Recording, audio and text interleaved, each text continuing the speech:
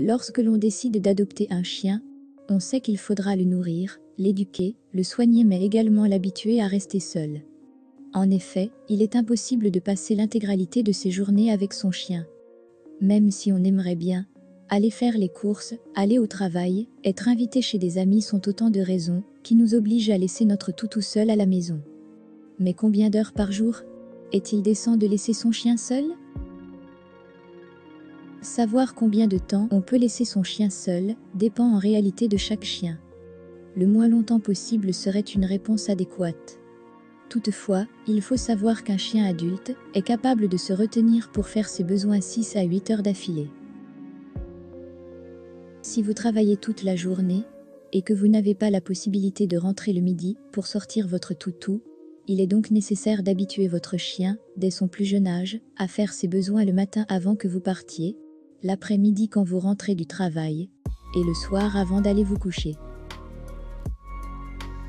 En revanche, il faudra que ces promenades soient dynamiques. En effet, votre chien devra avoir l'occasion de se dépenser pour supporter de rester sans rien faire le reste du temps.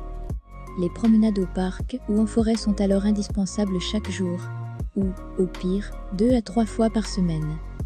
Il en va de même en ce qui concerne le temps passé à jouer avec votre chien, au minimum 1 heure par jour.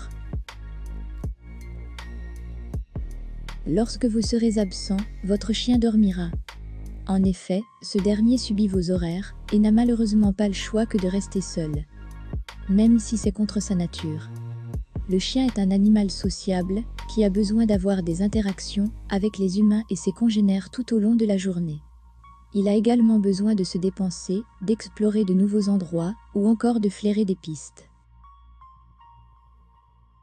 Il est donc très important de combler les attentes de votre chien lorsque vous rentrez à la maison. Et ce, même si vous êtes fatigué. Si vous laissez votre chien s'ennuyer comme un rat mort en votre absence, mais également lorsque vous êtes présent à la maison, il risquerait de faire une dépression.